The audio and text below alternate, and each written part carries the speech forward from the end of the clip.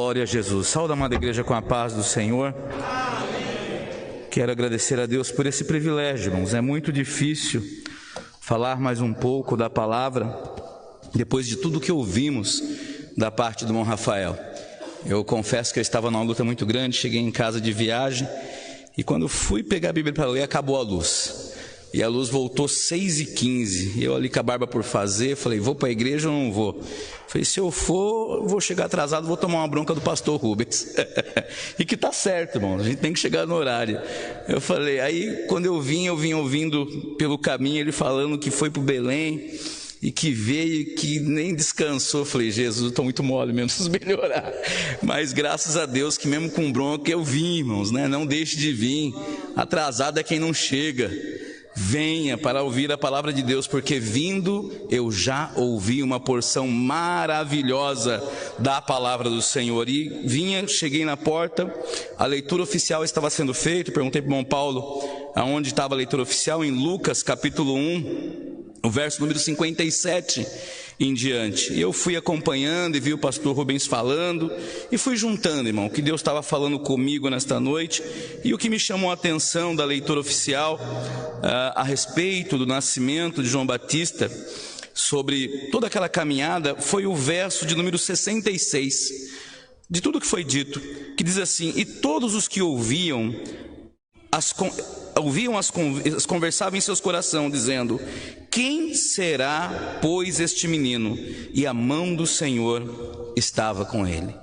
E é um questionamento que Deus falou comigo nesse questionamento, porque quando as pessoas ouviram de tudo que tinha acontecido, eu vou continuar na mesma linha do irmão Rafael, logo eu me encontro com o que ele falou aqui nesta noite, mas de tudo que falavam a respeito de João, a respeito do que tinha acontecido com Zacarias, a respeito de Isabel, de todas as coisas, uma interrogação se colocou por aqueles dias: quem será, pois, este menino? E aqui nesta noite, olhando para a igreja do Senhor, conhecendo muito dos irmãos, quem sabe você não se questionou no teu coração: quem seria você? Olhando para você hoje, o que diziam de você? Quem seria você? Nós ouvimos tantos testemunhos do pastor Rubens, lá da roça, né? Eu cheguei aqui tão novinho, já estou quase completando 50 anos. E quem sabe alguém olhou e falou: o que será desse menino, meu Deus do céu?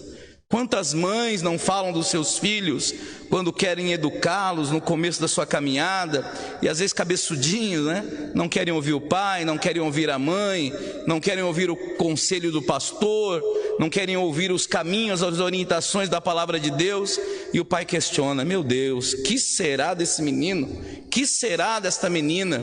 Mas Deus tinha um plano na vida de João. Deus tem um plano na sua vida. Louvado seja o nome do Senhor. E isso me alegra o meu coração, porque não é a pandemia, não são as lutas, não são as aflições deste mundo que podem parar os planos de Deus na minha vida, os planos de Deus na tua vida. A palavra do nosso irmão Rafael foi uma palavra de ânimo para cada um de nós. Bem certo que a caminhada de João não foi fácil. O que Deus colocou em sua vida, a história preparada para ele não foi fácil. Muitos apontamentos: falar a verdade, pregar contra o pecado, anunciar palavras tão duras para aqueles tempos, pode ter trazido a ele muita aflição. Mas Deus era com João e Deus é conosco nesta noite, se andarmos diligentemente nos caminhos do Senhor. Aleluia. O segredo está em andar diligentemente nos caminhos do Senhor, seguir os seus passos, fazer a sua vontade. Eu já, nas conversas, aprendendo com outros pastores, eu lembro de um pastor que questionou um sábio homem de Deus e perguntou: qual que é o segredo para um homem ser próspero no ministério, ser próspero na igreja? E ele disse: olha, não adianta, não tem segredo, não tem estudo, não tem... é andar na presença do Senhor, é andar com o Senhor, é olhar para Jesus, é andar com Jesus, é não se apartar do chamado, porque as experiências e as lutas que vierem te capacitarão para algo maior. Eu sempre gosto de falar sobre isso. Toda vez que uma prova vem sobre a minha vida, toda vez que uma dificuldade surge, toda vez que um levante vem, eu nunca olho para isso com olhar de desânimo, mas eu olho como uma oportunidade para aprender com aquela prova, para ter mais uma experiência com Deus, porque certamente o Deus que me chamou não me desamparará, Ele me fortalecerá, Ele me mostrará onde eu errei, como devo acertar, Ele adestrará a minha mira, e eu vencerei mais uma peleja, e terei um testemunho para contar. Aleluia, glória a Deus.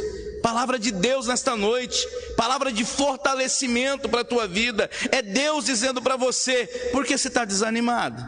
Por que esse negócio de recuar agora? Eu fui contigo até hoje, não te abandonei.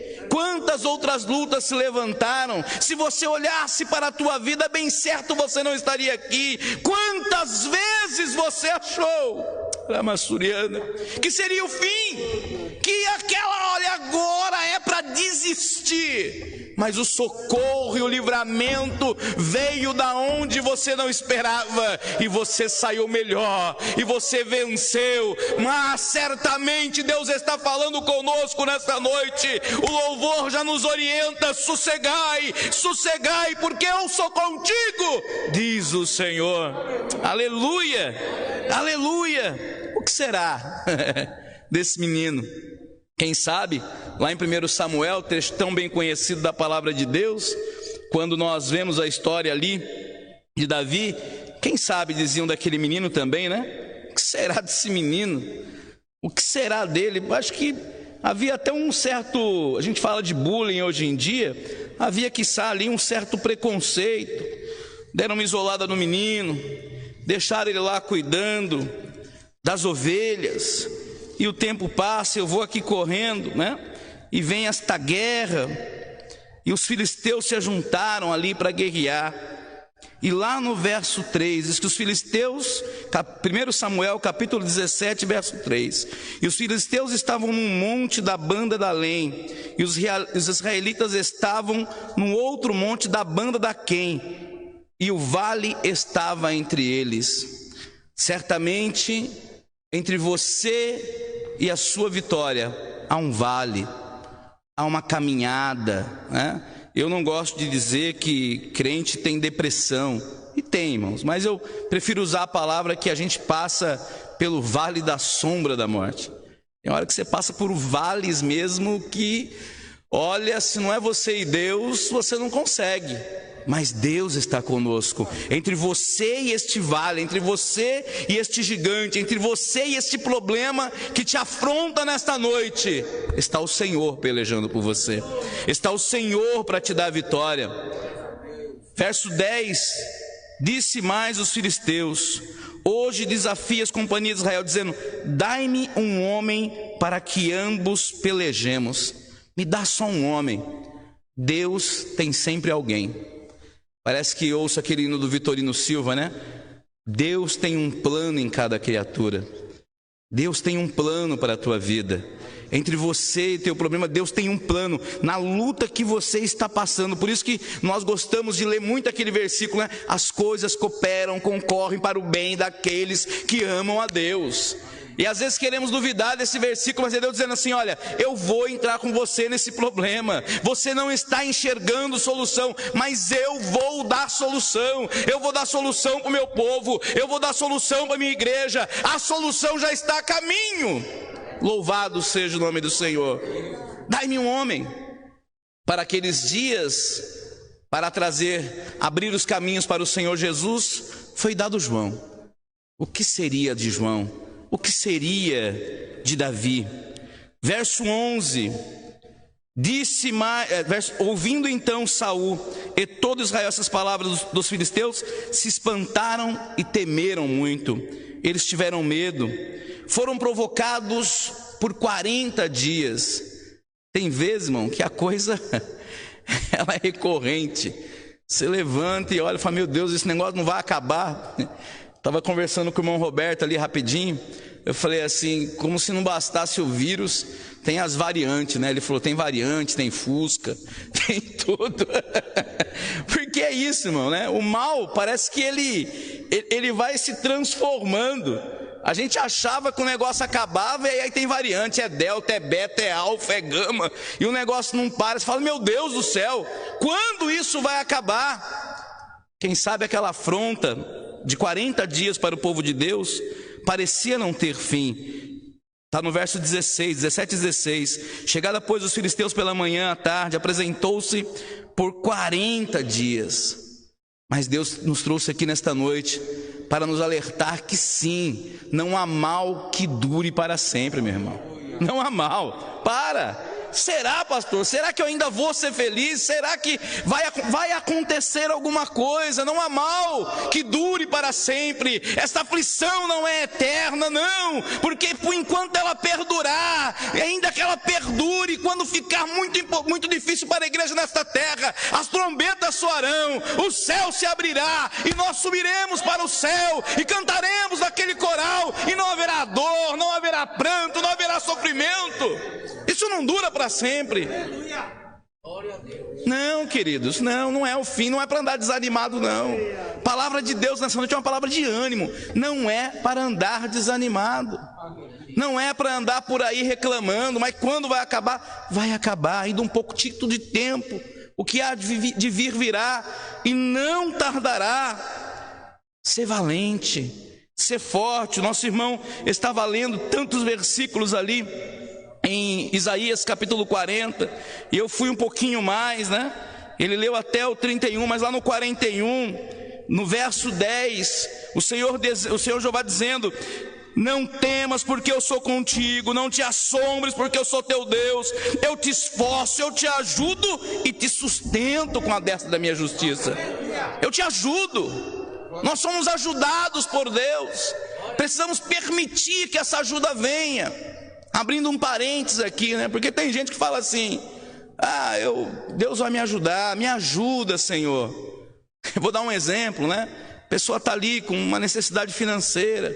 Me ajuda, Jesus. Eu vou colocar tudo em tuas mãos. Eu coloco agora esse hora, né? Problema em tuas mãos. Aí vai no outro dia, faz um empréstimo com juros exorbitantes, pega dinheiro do agiota. Mas você não falou que era para Deus? Deus ajudou. Não, você quis dar uma força.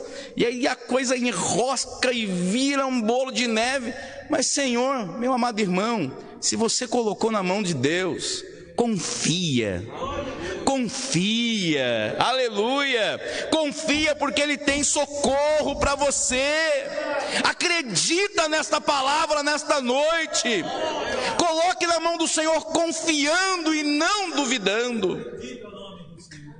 Porque se os que esperam no Senhor, não foi lido, né? A confiança, irmãos, está em descansar. O hino cantado nesta noite: sossegai. Deus está falando com pessoas aqui que não têm dormido mais, que vivem por aí alucinadas, à base de remédio controlado, batendo cabeça: o que será, o que será, o que será? E ontem eu conversava com a irmã Noemi, ela me falou assim: mas Daniel, a crise está muito grande, a gente conseguia comprar mais, a gente conseguia fazer mais antes. Eu falei: irmã Noemi, é verdade, mas se a gente não viajava e não pode viajar agora, o que vai mudar a nossa vida? É só não viajar. Se você trocava de carro todo ano, é só não trocar o carro, você já tem o carro.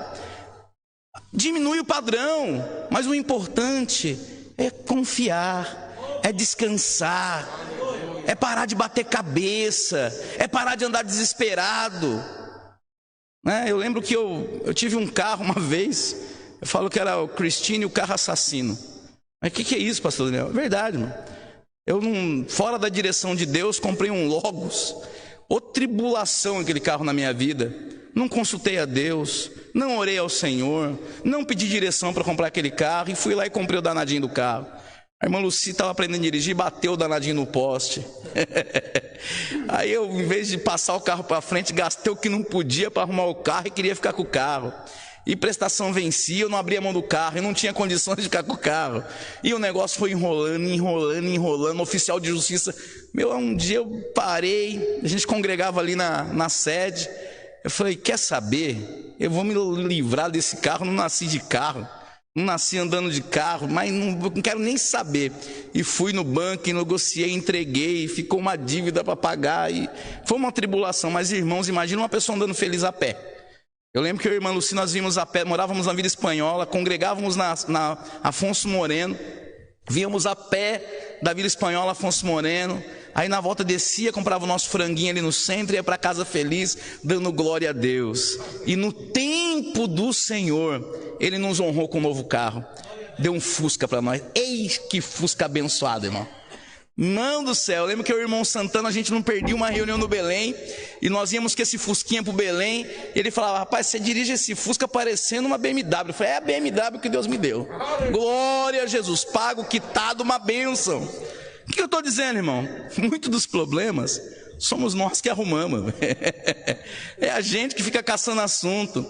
Realmente estamos numa crise, realmente os dias são maus, mas isso não pode desviar o nosso olhar para a volta do Senhor Jesus, para a obra do Senhor, para as coisas ruins que estão acontecendo na terra, como um anúncio da volta do Senhor Jesus, porque esses problemas, essas lutas tornam para nós uma distração, e nós andamos para lá e para cá reclamando de um lado para o outro, e deixamos de ouvir o Senhor, e Ele continua insistentemente dizendo: oh aleluia, Isaías 41:13, porque eu, o Senhor teu Deus, te tomo pela tua mão direita e te digo: não temas, que eu te ajudo.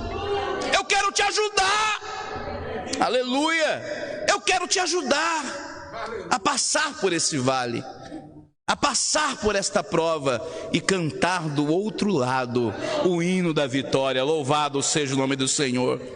Há uma recompensa para você. 1 Samuel capítulo 17, verso 25, ainda aonde nós estávamos lendo, vai dizer o seguinte: dizia os homens de Israel: viste aquele homem que subiu, pois subiu para afrontar a Israel. Há de ser, pois, que o homem que ferir o rei o enriquecerá de grandes riquezas, e lhe dará sua filha, fará isenta de impostos da casa de seu pai. Então falou Davi aos homens que estavam dizendo: o que farão aquele homem que ferir esse filisteu e tirar a afronta de Israel? Quem é, pois, esse incircunciso filisteu para afrontar os exércitos do Deus vivo?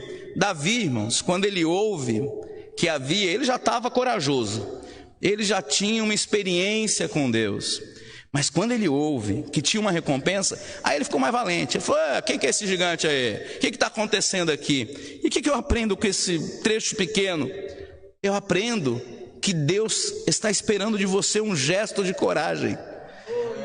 Um gesto de coragem para se dobrar na presença dele e falar: Senhor, me capacita que eu vou agora, que agora eu vou em nome de Jesus, eu vou vencer esta peleja, eu recebo esta palavra, eu recebo esta força, eu vou adiante, porque tem recompensa para você.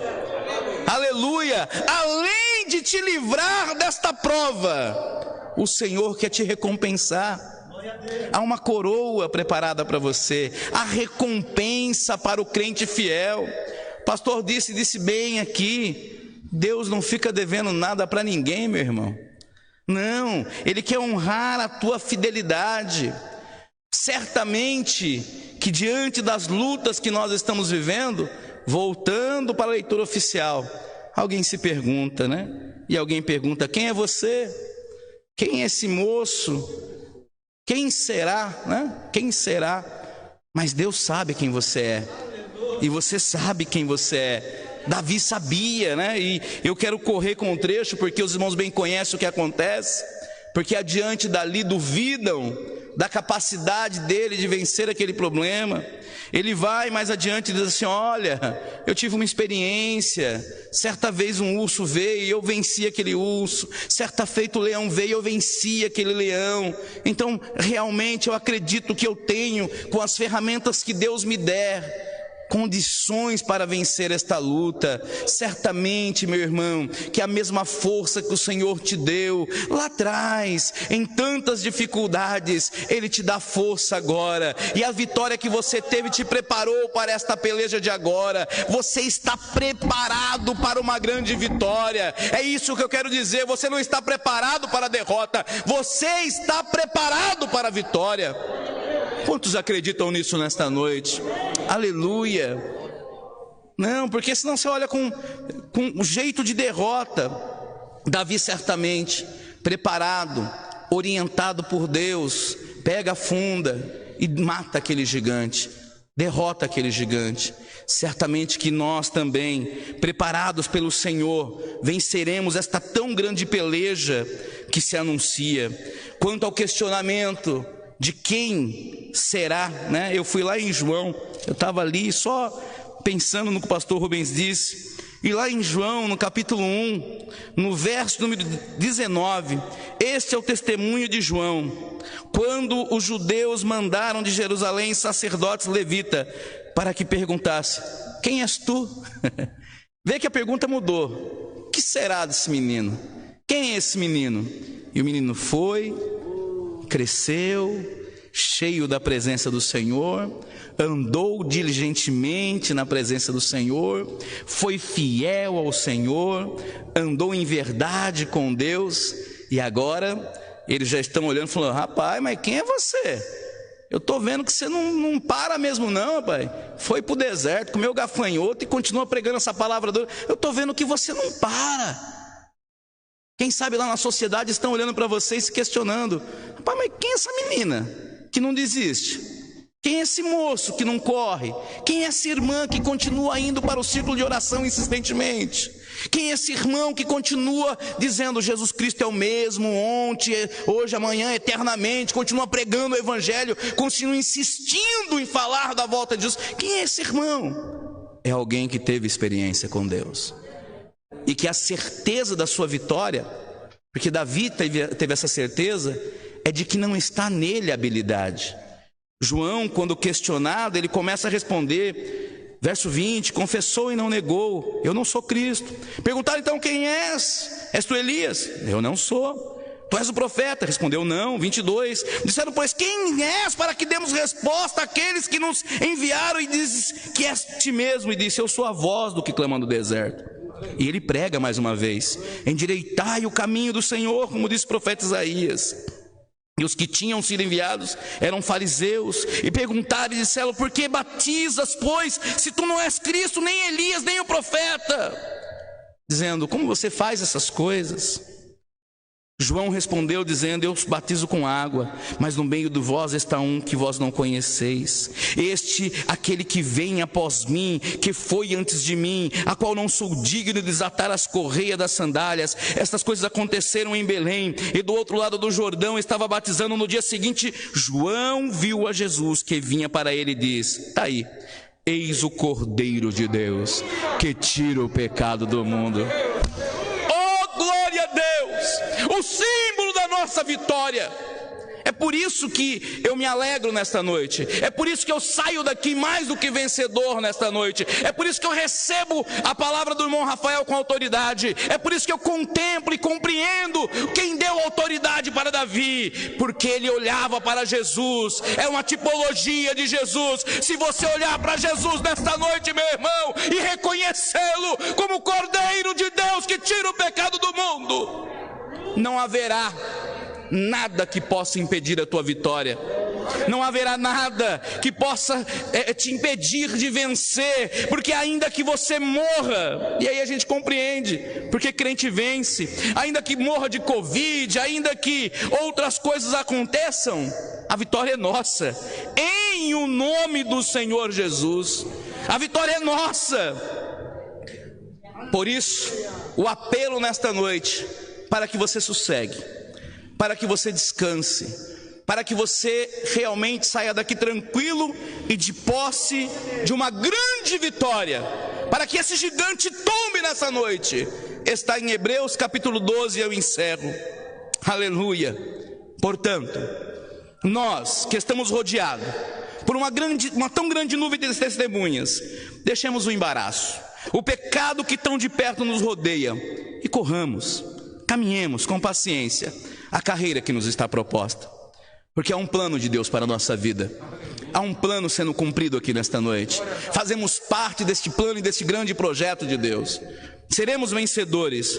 Portanto, olhando, verso 2, para Jesus, autor e consumador da nossa fé, o qual pelo gozo que lhe estava proposto suportou a cruz, desprezando a afronta, sentou-se à destra de Deus. E eu encerro: considerais, pois, aquele que suportou tais contradições dos pecadores contra si mesmo, para que não enfraqueçais, desfalecendo em vossos ânimos. Seja fortalecido pelo Senhor nessa noite, seja fortalecido por esta palavra nesta noite. Você é um vencedor, nós somos vencedores, e a vitória é nossa, em o nome do Senhor Jesus. Eu agradeço a minha oportunidade, em o nome de Jesus. Tem que tirar o bichinho aí, desculpa aí. Tem nada não, tem nada. Um bicho e tudo. Meus irmãos, uma palavra ficou no meu coração. Davi era muito novo, ainda muito tenro, e quando ele chegou lá no arraial e viu aquela encrenca toda, e ele se dispôs a lutar com o gigante, ele se dispôs, chegou nos ouvidos de Saul. Saul disse: ah, não, esse menino está doido. Mas chegaram lá e Saul quis conversar com o menino. Olha o que o menino falou para Saul, verso 34 do capítulo 17.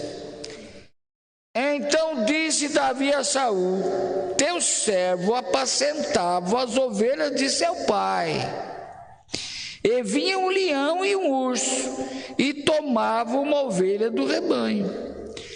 E eu saí após ele, e o feri, e livrei-a da sua boca.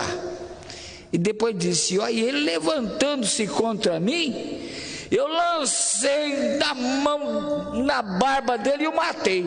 Primeiro ele feriu o leão, e depois o matou. Glória a Deus. Saul, escutando aquela conversa, ele disse: assim feriu o teu servo o leão, como o urso, assim será este incircunciso filisteu, como um deles, porquanto afrontou o exército do Deus vivo. Oh, menino de fé, irmão, oh, rapazinho corajoso. E a história todos nós conhecemos e falamos tanto dela, porque é uma história maravilhosa, né? Quem era aquele menino? Quem era? Quem é esse menino? É aquele que um dia Samuel chegou na casa do pai dele, ele não estava lá. Onde ele estava? Estava lá no pasto. Lá no pasto. Eu disse esse dia que pastor sem pasto, pastor que não está no pasto, parece que não é pastor, né? Está lá no pasto. Irmão, apacentando as ovelhas. Oh, irmão, que coisa linda. Menino corajoso. Mas quando ele foi chamado, que ele voltou, o azeite foi na cabeça dele. E diz que desde aquele momento o Espírito do Senhor se apossou de Davi.